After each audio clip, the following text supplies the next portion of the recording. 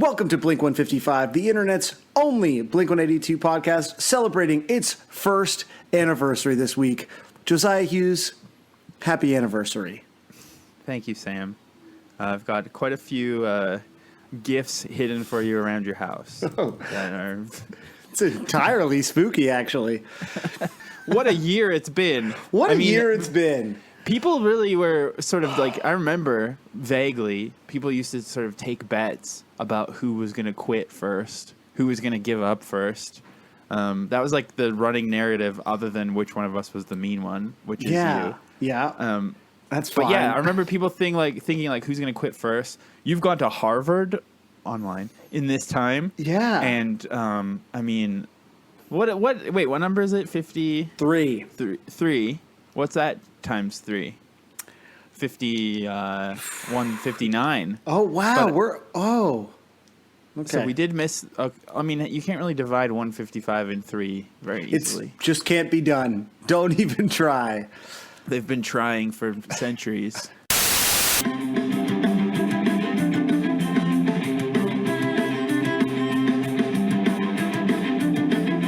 So as promised, for the last week, we have been hyping this, the event of the last year of Blink-155. The reason that, Josiah, you and I started this podcast, on today's episode, celebrating our 1-year anniversary, we have business reporter for Canada's paper of record, the Globe and Mail, Josh O'Kane. Josh O'Kane, how are you doing? It's a pleasure to be a pageman on the pod. Josh, are you ready to begin? All right. Each of these tells an individual story, but several of them combine to tell a broader narrative about the band, Blink-182. That was a good slide. Okay. Now, first things first, I want to note that Josiah last week said, definitely no adult should say poop. That's me quoting. Now, I want you to read the name of the legal corporation whose filings are in front of you, Sam. I am holding an incredibly legal-looking document, like a photocopy of a legal document from the state of California, Secretary of State.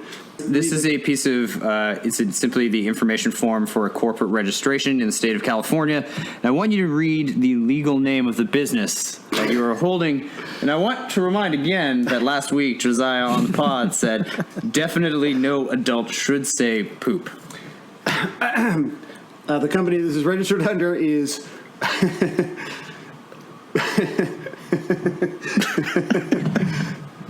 Poo Poo Butt Incorporated. Alex and I were bored at work one day talking on GChat, and we started this website called Free Punk Lyrics. So it's for like, if you started a punk band but you don't have lyrics. Yeah. And so it's freepunklyrics.tumblr.com. Punk lyrics written in 4 minutes or less. That was the rule, and that's truly what we did. By Alex and Josiah, free for use, especially if you're in a junior high punk band or any punk band. Not safe for work for total anarchy. So, yeah, there's there's about 10 songs on here. Some of them are really sketchy because I was like sort of embodying a character. It's a little, it's not edgelordy, but it's definitely like high school edgy for sure. Yeah, like I was trying to get into the mindset of like a shitty Redditor in high school. But yeah, so there's like a song, I think Alex wrote this one, it's called Service on My Own Terms. Scummy corporate entity, try to sneak a fast one by me. In your boardroom, evil squirms, make me submit to your terms. Terms of service are a prison term. Exterminate service, maybe now you'll fucking learn. Use my likeness in an ad, start to feel like I've been had. Waste my time, make me read, but you can't spell agreed without greed. Oh my god. And there's like a spoken word outro. Educate yourselves before you click through. Fuck all fascist app manufacturers. So yeah, there's just like, I don't know. Someone should maybe turn these into songs if they felt like it, because no one really picked up on it. Sorry, 1 second. I'll be right back. Oh, I thought I would lock the cat out so he wouldn't bug me, and then he was just sitting at the door having a fucking conniption about it. So is he cool now? I don't know. Sometimes when I talk on the phone, he gets all like mad. Is your cat jealous? I think he is, honestly. Well, I mean, we're doing enough damage to the relationships in our homes. It only makes sense that you'd also be alienating your I pet. gotta salvage the relationship with my cat. I know. Probably easier than trying to salvage a relationship with your wife. Yeah. So let's, I guess, put the paste. I'm not sure. Okay. So anyways, this video has 22 views in the last 2 years from Sharon Fortis. I clicked her about page, and this is what I want. This actually is something I've noticed before while Googling the pod, and I just want you to, bear with me here. So Sharon Fortis, Herbalife representative and treadmill vlogger, as we know and love, she lives in New York City based on her about page, and she was testing out the treadmill at Blink Fitness, okay? And that's why it's relevant, right? Yeah. Now, yeah. when I've searched the name of our pod before, this address has come up in my travels. What? So really, it's all connected. Wow. You know what? It took you a long time to get there, Josiah, but I respect that you had a point. So Blink Fitness is in New York. It's on West 23rd. Which is a very Blink number to begin with. Nobody likes you when you're 23. Yeah, and it is located on West 23rd at number 155. So I think what I'm getting at is we either need to be sponsored by Blink Fitness or Herbalife, or possibly both. So this dude, Sean Reedy, he also, I think, sent us a pic from being on tour.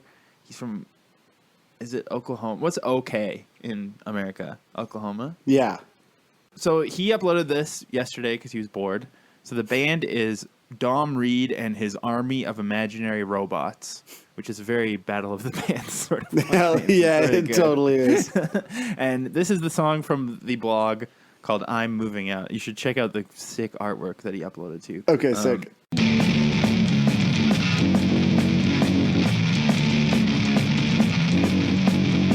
Sitting a dip in your ivory tower, looking down like you have the power.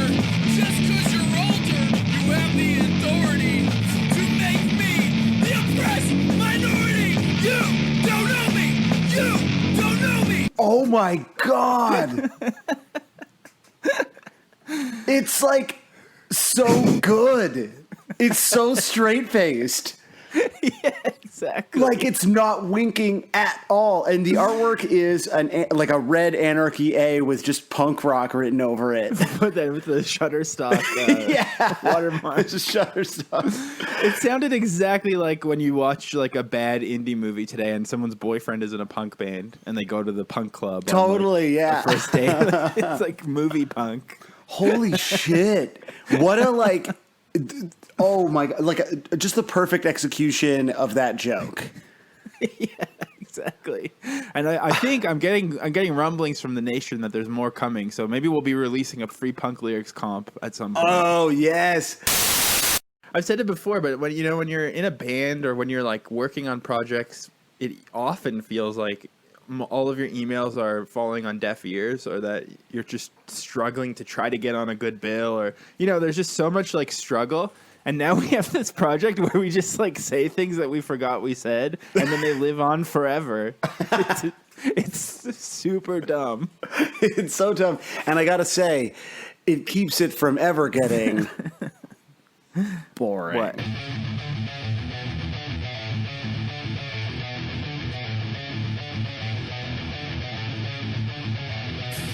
All right, let's do normal pod time. Okay. Welcome back to a normal, serious podcast about Blink-182, where we're having a very normal and It's all serious... Blink-182 all the time. You want to know a fact about Blink-182? You were in the right place. Hell yeah. You want to know about Gob? Get the fuck out of here. We're not going to talk about Gob. Yo, actually, one thing we haven't talked about at all, I don't think, is how there's like a Facebook group now, too, that has nothing to do with us. Right. Yes, that has been a And trip. we pretend that we're not involved and that we don't read it all, even though we obviously... we obviously see it. Yeah, we see it all the time. And like wife of the pod, Ashley, sees it and is like, "Did you see this?" And I'm like, "Of course I did." I'm Did you obsessed see with someone myself. posted your at the end of this episode, we're going to be like, fuck, it'd be sick if somebody would like make a loop of the bass solo and realize that like we're caught in some kind of like time warp where like we're actually consuming content that we've willed into existence through our like incredibly influential power as a Blink-182 podcast. That's amazing. You know what I'm saying? Could you imagine? Like it's like that. Then all of a sudden it becomes like a science fiction podcast that we are living, where it's like, what if? Okay, here's an idea. What if Blink-182 killed baby Hitler, and then we like finish recording the podcast and go outside and like everything's totally different. We're all French for some reason. Tom DeLonge is like this like horrible, evil, dystopian leader. Yeah. Because he took Hitler's place and Yeah. did even worse crimes. And we don't know. We're like, oh, that's the man who killed the baby. That's yeah, exactly. no one knows. And we try to explain it to people. People are like, no, you're describing, mind Delange and Mom he long. We've already done it. Here, not so foggy and weird. Everyone I trusted disappears, breathing life into my deepest fears. Regret to inform you that Blink-155 has been canceled. Yeah, sorry. Our It's all over. producers have decided to pull the plug. And why is that, Josiah? Because it's bad. Because it's a bad show. So how many other videos of someone at the bottom of the ocean do you have to share with me, Josiah? Literally none. That was just a little red herring for you to use an ocean term. That was a little red herring. Good use of a theme. Well, I was feeling very much like you in that. I mean, I was kind of swayed from my conversation with Simon Wilcox. I'm not gonna lie. Having that, it's like we talk about this all the time. As soon as you just have some context or some like connection with someone, then your aesthetics can kind of be swayed a little bit, and you're like, maybe I was too hard on the song, because that story of her driving to the studio and feeling nervous about recording with them and then coming up with this melody, like all that shit is so cool, and I kind of love it. No, she was amazing. I think my delivery on that was unnecessarily like snarky, but for We people traded bodies. Yeah, for people who didn't make it to the end of last week's episode, we hedged and agreed not to offer our final thoughts until you had conducted your interview with the co-writer, Simon Wilcox. And she was hilarious, super insightful, and it did very legitimately affect at least the way that I think in retrospect about the song, and made me feel super bad for spending like 90 minutes beforehand kind of trying not to trash it, being like, I just think the arrangement's bad, but this like vocal part is like actually really interesting. But honestly, if you like this song, like you're a certifiable idiot and you should go to the hospital, I think I still do feel all of that stuff, but I also like the song. So I'm kind of like, yeah, you can exist on many planes at once. I'm just, my whole life is just swirling through a vortex of like shit and irony and earnestness and being completely lost and sort of like imploding and exploding simultaneously all the time. Well, I was having a conversation with friend of the pod, Justin Taylor, recently about whether or not you actually still knew what irony was. And the closest comparison that I was able to make to him, and which I will now sort of make for the nation, is that like for you, irony is like air. So you need it to live. Like it is ultimately so precious that if you were denied it, you would cease to exist. But at the same time, it's all around you and you can't really see it. It's just your entire reality. I guess so, yeah. I don't know. I mean, it's like this journey I'm on. I keep getting confused about what's good and bad, and I don't know anymore, and I'm just kind of lost. And like, I genuinely like Imagine Dragons now. Yeah. So it's like, who knows what's going on? And yet somehow it's my job to tell people what's good and what isn't good.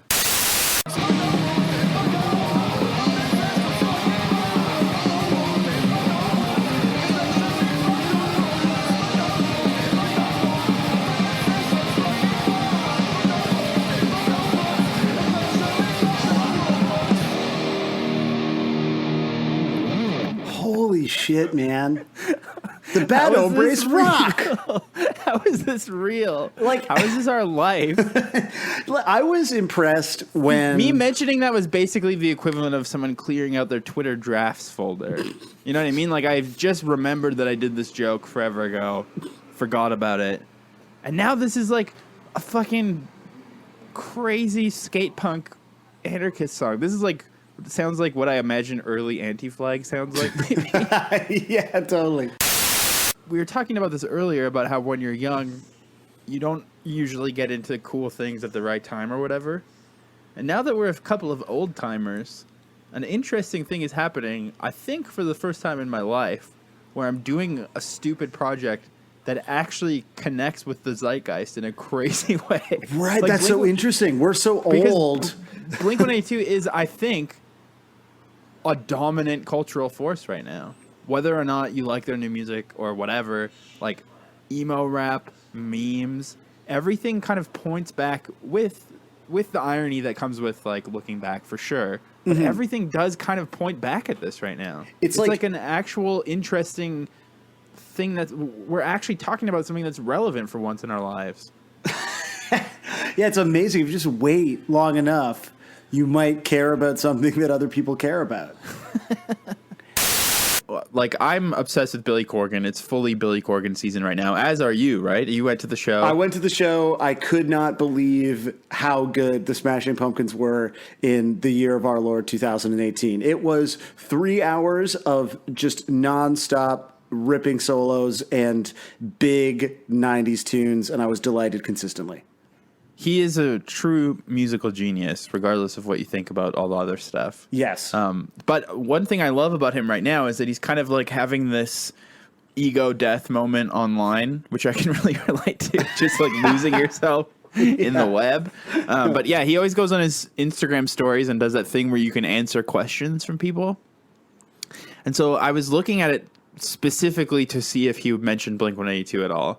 And he did. And I put it on our Instagram. He did actually give me what I was looking for. He said that he thinks Tom DeLonge is doing really good work by researching aliens. So that's really important. That's sort of like the lost fact of this otherwise absurd story. Right, yeah. For some reason, that, I think, very important fact wasn't picked up by international music media like it should have been. And I think had this second thing not happened, maybe the effect of the first thing would have been greater. But you're right. It's sort of like who died the day Michael Jackson died? You know, it's like that. The person that we literally can't remember. Music.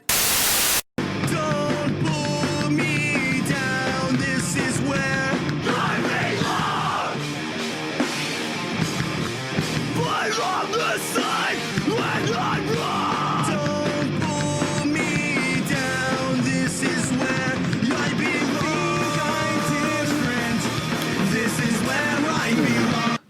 But like you see these people who are otherwise kind of normal say like, I saw this person, I saw this guru, and I knew this was my life. Like I knew that I had to follow them. They were my spiritual father on earth. And it's presented in the context of like these people are out of their fucking minds. They're part of a cult. But I feel like watching these videos, I see this and I'm like, Tom and Mark are my heavenly and Scott. Maybe Scott is my heavenly like spiritual father on earth. I don't know. Well, I think every cult needs like the charismatic ones, which would be especially Tom and Mark. But then you also need like the brains, which is clearly Scott. Like I just cannot believe that Scott has this understanding of where they stand in the world of punk in such a like almost cynical way that's what would make him kind of the brains of the cult. He would be so. I do genuinely hope that we get him on because I think if we were to like Mark, you know, sure, it'd be nice to have him on the pod. Like that'd be cool. But he did offer in week one, right? We completely ruined that. So. It happened too soon. It freaked both of us out. So after denying him in the first week, it may never happen. But I know how that would go. Like it would be probably charming, but ultimately that's like a press trained, you know, charming guy. Yeah, like they've never released a bad song or made a misstep. No, exactly. And the current lineup is how it was always intended to be, like that sort of vibe. Totally. Probably. And like, whereas Scott would say some like deeply like intelligent shit about the male psyche in suburbia. pathetic. I knew when she said it, a loser, a bum. She called me when I drove, and there's no waiting. Sure, no more wasting. I've done all I can. She still wants. Does that guy have a speech impediment? I think he's developed one by trying to sound like Chris Martin. He is actually singing in the musical. He is the musical syntax equivalent of a baby with a human male ass.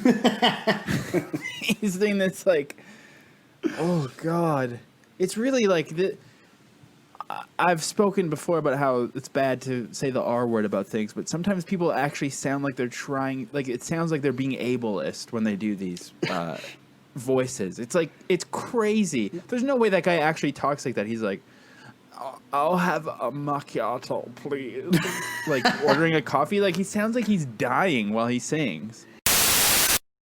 Look at that waveform, baby. So people wondering, wow, is that Josiah? Does he sound better and clearer? Sexier? Is that sexier tones that I'm hearing in the vocal range as he speaks to me? Josiah, you are recording not with 4 computers in front of you and a phone and a cat and whatever else you need to record. I mean, I have most of those things that you just mentioned. Right. But you've streamlined finally 60 episodes in. You are 60 now episodes.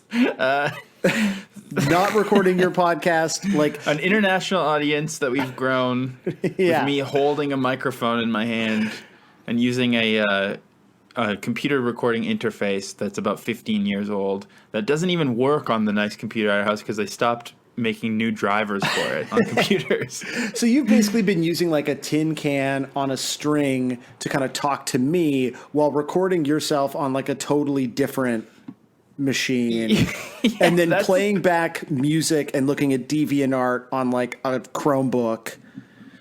Well, I only use Apple products. I'm not a hobo. Right.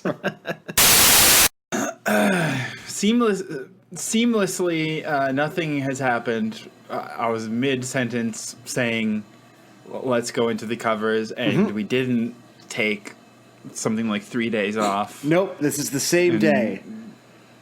I mean, truthfully, we did, and I just wanted to open up the window and say that did happen because it is earnest season. Oh, I get it. And after I recorded the first half of this episode, I watched the Mr. Rogers movie. And was like, oh, wow. I'm just like going full Earnestman season. So I'm here. I'm ready. If you're on the Reddit and you listen, like, you know, don't shoot up our houses or something. But like everyone on the Reddit always seems to have consistently the exact wrong opinion about everything. Right. I really like that we consistently do our best to alienate the people who are the most likely to want to listen to 3 hours of conversation about one Blink song by implying that they're all like potential mass shooters.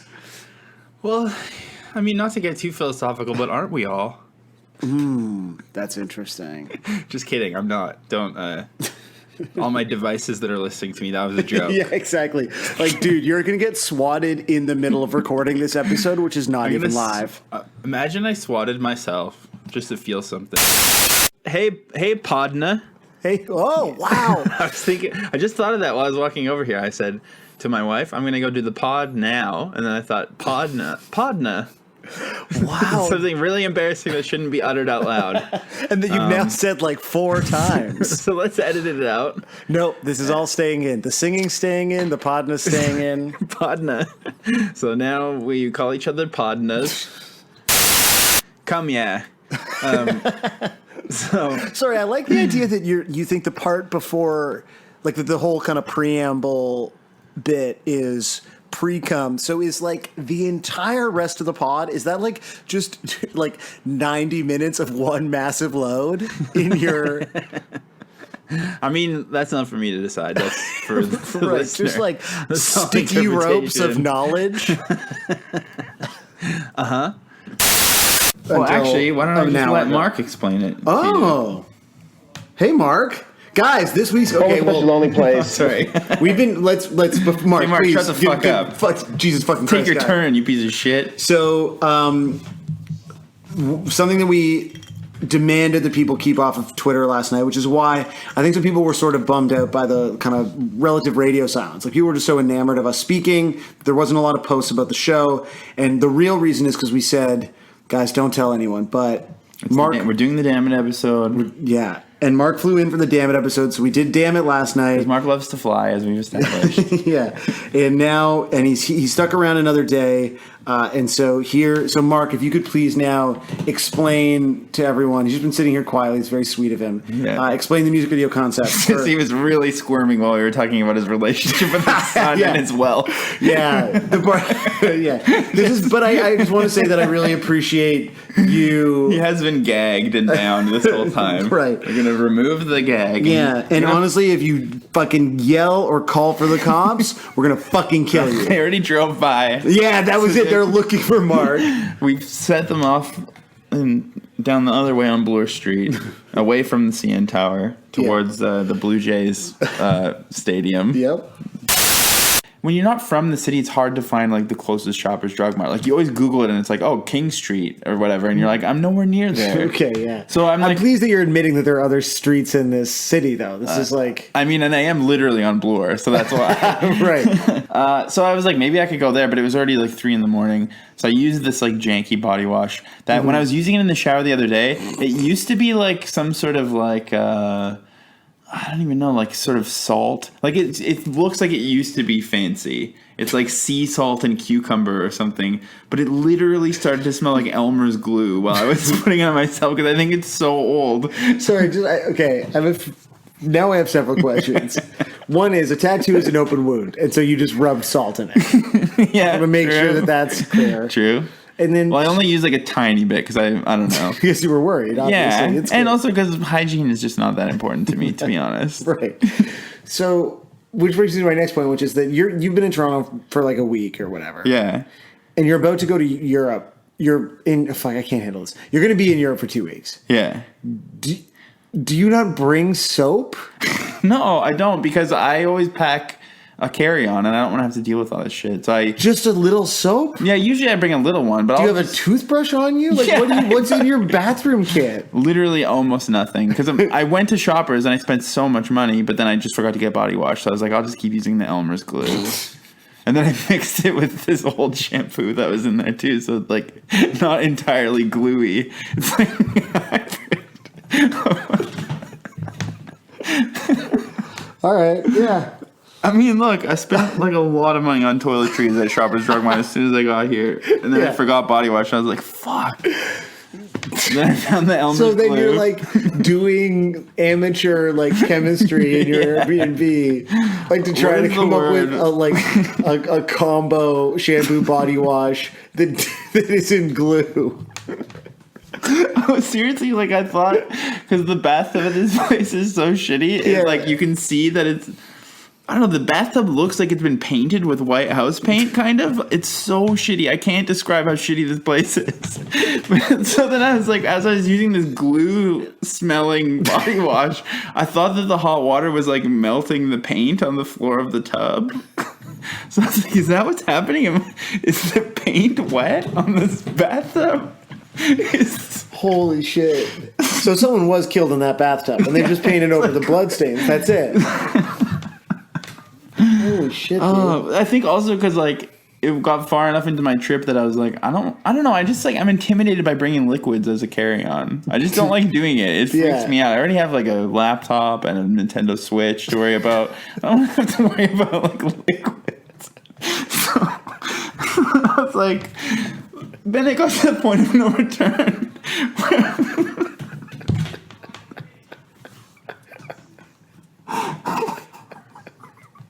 I knew this was gonna happen on this episode. It got to the point of no return on the trip. Where I was like, I don't want to buy body wash because it's only a few more days till I leave. So I was just using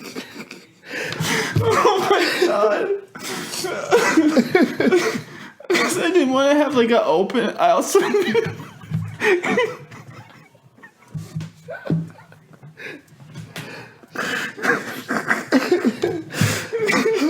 Okay. Oh. It really truly does sound like Elmer's glue. I don't know why. Well, I think we figured it out, man. It's the paint.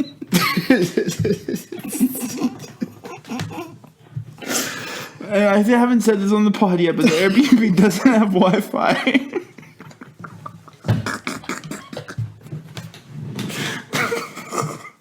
So every time you've been tweeting at me, Nation, it's been using so much data.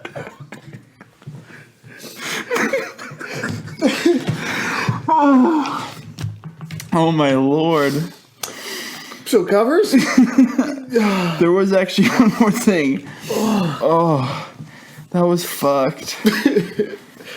And now I'm sweating, which means I'm gonna have to shower again. I have to use the body wash. Taking off my sweater. Oh. Okay. Yeah, there's no Wi-Fi. And then last night the lights just started it wasn't like they burnt out. It was like they were possessed by the devil. They were flashing where it looked like a Blumhouse production all of a sudden. Oh, sick. So your next film will be at Midnight Madness? Yeah, exactly.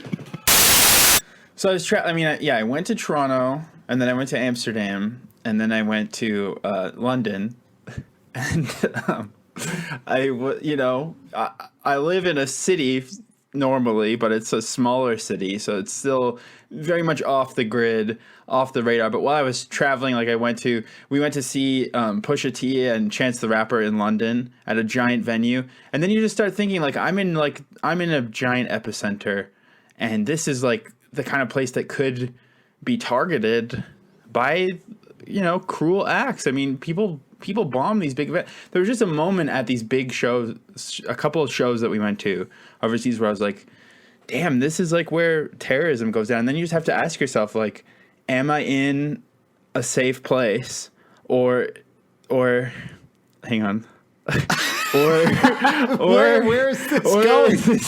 Or is this city the ISIS home?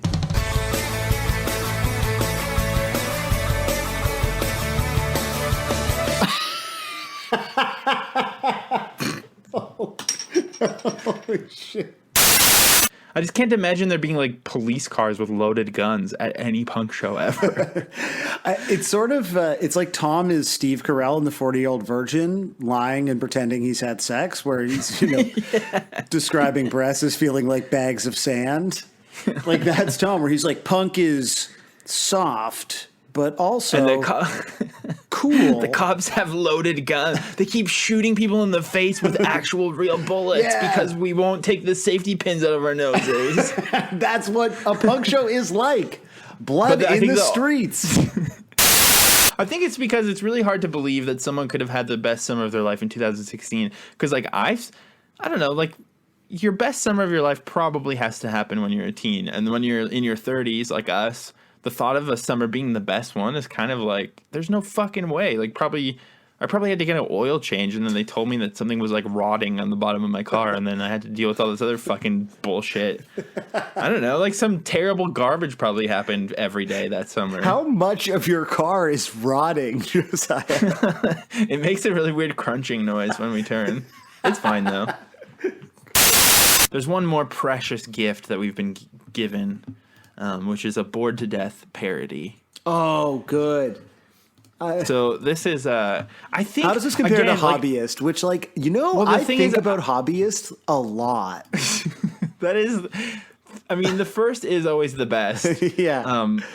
I think that this... I don't know. I feel like this person has a parody of 5 Seconds of Summer called the SJW song. Ooh. That's a good start.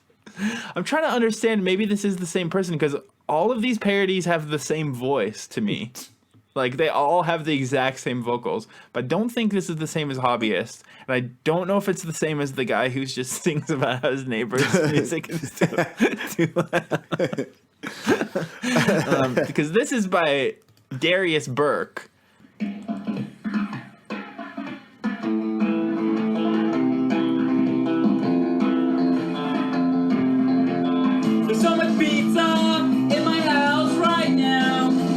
gotta listen to this whole thing.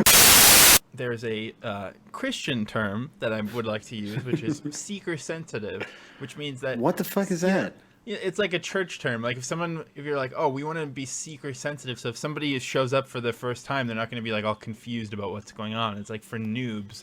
And so the fact that we're doing a hit today, we want to make sure this is like, quote, seeker sensitive to newcomers. So I mean, what is this podcast? Assuming you're listening because you did read the song title and saw that we're doing Damn It this week.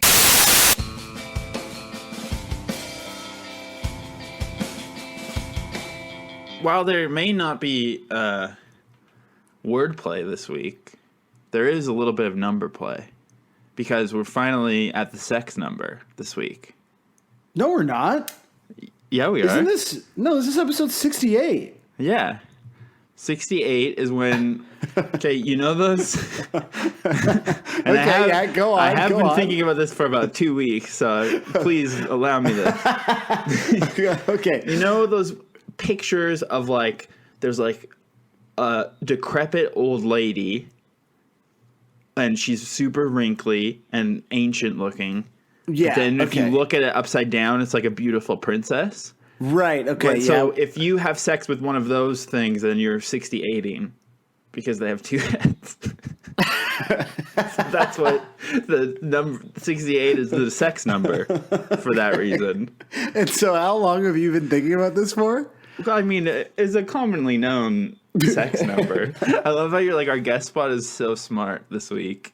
Well, in that sense, Because I actually the feel intro quite is really freed. smart too. So it's like maybe people are going to be too smart by the end of this, and then It's that's true. going to be a problem. That we can't educate anyone more than they could handle. Their brains could explode. Now I'm Is not there- really seeing the.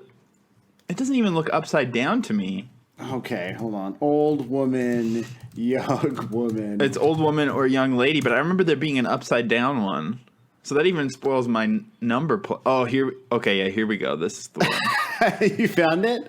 Okay, well, you should definitely tweet that so people understand what you're talking about. But tweet it now, so Just tweet it now. it becomes one of those the number things that 68, and then people will get all horny. There was a guy who lived on our street who had carved the word corn into his forearm with a knife. Jesus Christ. Which I think is pretty badass now. But he would always like steal our neighbors' lawnmowers and shit. And then his name was Ryan. I can't remember his last name. But then one time we played a show with the hand, and we got home really late, and I was like, oh, I don't feel like bringing the bass amp inside the house. So I just left it in the back of our Honda Civic. And then I'm pretty sure it was that guy stole it. Instead of just stealing the amp, he stole the car. What? And then, yeah, he stole our car. I'm pretty sure it was that guy. No wonder you're And afraid then, of goths. Exactly. And then, like a week later, I got in so much trouble. I was like 17 because the cops found it, and they're like, oh my God. It looks like whoever stole this car has been living in it. There's like dirty dinner plates everywhere, but it was all just from me being a slob. My mom got so mad at me. It was just like all my shit, and they're like, oh my God, some drifters have been living in here. Right. Well, not only that, but I've noticed, and I feel like it's going directly against what I said in the San Diego episode, which is that I don't particularly love dwelling on nostalgia because it often makes me feel kind of bummed out. But I've noticed that it is right now, currently, unfortunately for me, nostalgia season. It's happening. And it's not only like culturally or whatever like that, but everyone in Blink-155 Pod Nation on Twitter and elsewhere all seems to be revisiting the pod. Like a lot of people separately of one another have noticed that they've started the pod from the beginning recently and they're doing a hold on. full So- re-listen. But just to be clear, you're saying that it's not nostalgia season like the way that people might traditionally think of it, which is like nostalgia for the 80s and 90s or you know, your own childhood, but specifically nostalgia for the beginning of this podcast 70 weeks ago. Yes, exactly. People have nostalgia for the start of our own show, and they've started listening to it. I've seen, I think it's the Context Clues 155 account is like listening to each episode and pointing out like people that we've said should be guests one day, or times that we've mentioned celebrities that have since been canceled, or It's a lot of just that. various things. Like there's a lot of like documenting the full show going on, and it's kind of baffling. I just can't believe that people are already. It's like I said last week about people were worried about the end of the show, and now people are already wistfully looking back at the start of a show. Well, while you're mentioning Context Clues 155, and something that we did at the live show, which we've since had to update, and we obviously also did exclusive about, is all of the various 155 accounts. But I also feel like, there was this explosion of podcast accounts that was like super funny and insane for a minute, and then it was like, okay, cool, the joke has been made. And I feel like now we're in the second wave of Blink-155 accounts, and there has been both some, like, in my mind, extremely funny ones. Like there's one just dedicated to how bougie I am, Champagne Sammy, which is like legitimately very clever. And then I believe Blink-155 Theories has now transitioned over to Blink-155 gender theory. Studies. Yeah, gender studies. And that's actually been like this sort of like edifying lens through which to view a lot of the more complex ideas that you and I consistently fumble through in the most ham-handed and grotesque manner. So like I actually have found like another meta level of like my own appreciation of this process, like through Of our own bullshit. yeah, also. totally. Because I'm like It's like- learning from them, right? Like, oh man, like It's so fucked. But why do you like that? 'Cause I just seem to do. You made me regret. So I spent with you and playing those games as I wait for your. All right, that's quite enough from you guys. So from Hamilton, though, But- down the highway. They are from Hamilton, so that's one important thing. So this is Alex and Elias's shitty covers from Hamilton, just two brothers. But I want you to read, and I'm not sure if you're going to remember, but I want you to read the description ahead of the lyrics. Sick Blink song. Thank you, love you. Shout out to Taylor Clara. And do you remember who Taylor Clara is? If not, it's pretty great. Is Taylor one of the Play Online Songs girls? Yes. What? Yeah. Yeah. So they're back in the mix now. Did you from reach this, I out? guess. Did you like see? I didn't have what the- time. I found this like an hour ago. Oh, I'm busy sending emails trying to find Stacy in Miami. Meanwhile, there's like a much more relevant connection right under our noses. Well, yeah. I mean, they can. I mean, this here it is. We're putting it out here in the open. So this is dedicated to Taylor Clara of Play Online Songs. Sam, we need to talk about respect, and we need to talk about boundaries and respecting boundaries. I'm glad you're bringing this up, Josiah, because I've also been wanting to have this conversation with you. So I think this is going to be good for both of us. No, there's a lot of threads. There's a lot of people who have like come in and out of our lives. Some who won't leave, despite many hints. But I think maybe for the first time, we've received a hard no from someone, and we've got to respect their boundaries. And I'm talking about world-renowned parodist Darius Burke. Yeah. This is a tough one. Because we've had some big names give us polite no's. Like Trombino was a polite no. Yeah, Discord Records on behalf of Ian Mackay. Yeah. And the To the Stars Academy of Arts and Sciences even gave you like a soft not right now. Yeah, exactly. So like at the highest levels of science in science and space in the world, people are responding to us, respectfully, not closing the door, saying like, hey, not things are a little busy as we explore space and time. The point that I'm trying to make is that there has been never a more enthusiastic no. And so what happened was, and I've just got to, now Woody is a big part of the pod now, and he's outside the door meowing, so just fucking 1 second. Okay, yeah, let him in. So Woody's kind of the third co-host of the pod. Not really sure what his opinions are about the band. Can kind of sense what his opinions are about Josiah, and they are mixed at best. I feel as if Woody likes Josiah the way that we kind of like California, which is that on some level, ultimately, I'm grateful for its existence. So I think Woody is ultimately grateful for Josiah's existence. But you just sort of wish it was better and that it treated you with more respect as a fan or Have a you been feline. vamping this entire time? Yeah, man. I'm a fucking Oh my professional. God. Wow. Yeah, so go ahead. You were saying. That fucking cat. Now there's someone I don't respect. So here's what happened. Yeah. Like, I think in my heart of hearts, I've always known that Darius Burks and Captain Narcissist and I Like Funny Things and the account that made all those Up All Night parodies about how their neighbors were keeping them up all night. I think I've always known that it was the same guy, but I've just never bothered looking into it, really. Mm-hmm. That's sort of the trend with the pod. It's like we know some things and we perhaps could know more, but it requires too much effort. Well, I think especially just with Darius, as I've learned more and more, it becomes so big that I'm just like, this is too much for me right now. Mm-hmm. Like, this is going to become my entire life's pursuit. So basically, it wasn't me, but it was the nation figured out who Darius was, looked him up, and then I was looking around his social media and figured out that he had been sharing things from all the accounts. Darius Burke, if you look him up on IMDb, I don't know, have you seen his IMDb page yet? It's like you have sent it to me, and it is a remarkable piece of art. It's truly impressive. So since 2016, he's directed 15 films. Which is, a remarkable output. Giving Up Forever is currently in pre-production for a 2022 release date.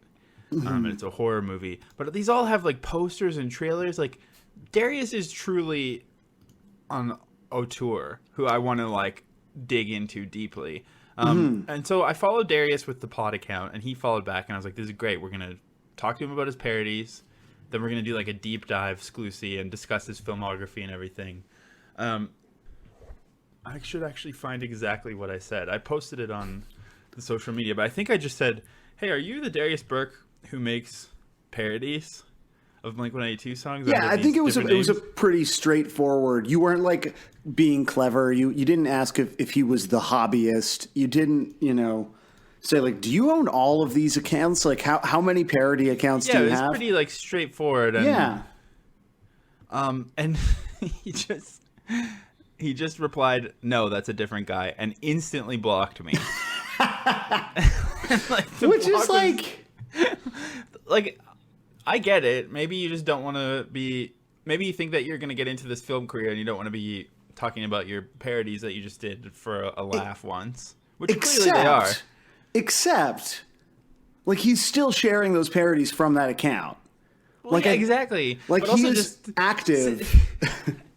Saying no, that's a different guy, and then blocking, to me, suggests a level of panic that it's like a cover-up. Like, he could have just blocked me, or he could have said something else, but instead he said, no, that's a different guy, to try to get me off the scent.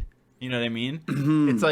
It's like clearly a strong no. Yeah, methinks the Darius doth protest too much. Either way, me sharing that made me quickly realize that we as a nation, as people who are obsessed with this podcast, are basically like 2 steps away from becoming a sort of online Gamergate type militia.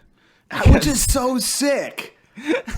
Yeah, it's sick, but we have to be careful because we should be reckless, Josiah. For many, many hours, people were bugging Darius and sharing their own block images, and I think, luckily, it was mostly in good fun. I think, but it was starting to scare me and make me think. Look, Darius says no. Darius doesn't want to be involved with the pod. Yeah, we have to respect that, and so this is what we're gonna do. Unless he changes his mind one day and comes around, out of respect for his boundaries, we're gonna stop playing his parodies on the pod.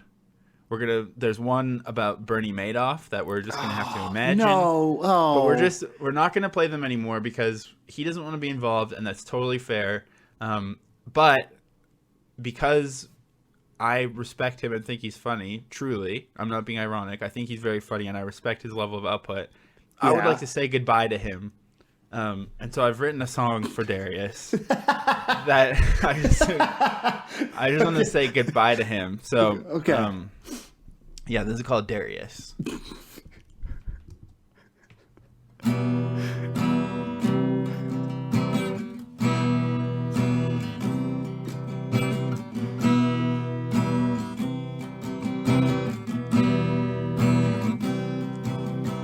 saw you again.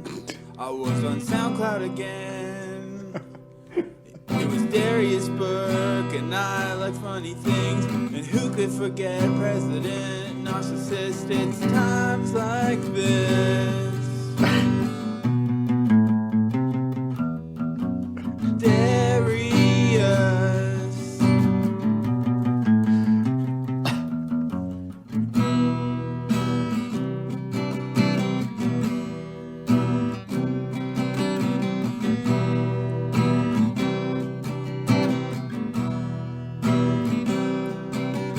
You popped up again. It was on Twitter this time. You were promoting your films and I tried to reach out. Your IMDb page rules and I wanted to talk about it. It's times like this.